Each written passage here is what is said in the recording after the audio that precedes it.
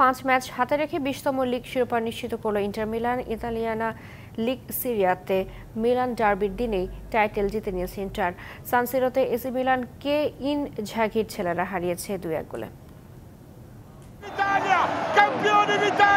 সান সিরোতে শেষ বাঁশি পড়তেই ইন্টারের ফেটে পড়া উল্লাস।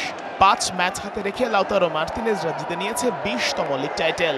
তার উপর শিরোপা নিশ্চিতের ম্যাচে চিরপ্রতিদ্বন্দ্বী এসি মিলানকে হারিয়েছে ইন্টারন্যাশনালে। ইন্টারের অ্যাওয়ে ম্যাচ হলেও দুই মিলানের হোম ভেন্যু যে একটাই, তাই নিজেদের মাঠে নিজেদের মতো করে জয় উদযাপন করতে পেরেছে লাউতারো বারেল্লা বাস্তুয়ানিরা। পুরো লিগের মতো এ ম্যাচেও ফুল ডমিনেট করে খেলেছে ইন্টারন্যাশনালে।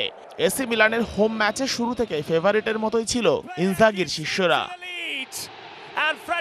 ম্যাচের বয়স 20 মিনিট হওয়ার আগে লিড পেয়ে যায় ইন্টার। ডিমার্কোর কর্নার কিক থেকে হেডে গোল করেন সেন্টার ব্যাক আকেরবি।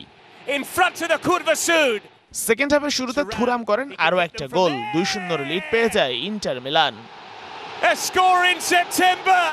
শেষ দিকে এসি মিলানের তোমরি একটা গোল শোধ দিলেও ওরা আর ম্যাচে ফিরতে পারেনি।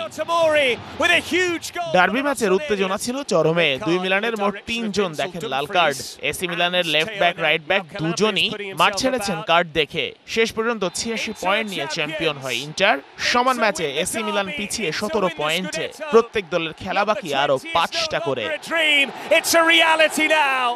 Sheikh Ashik, DBC news desk.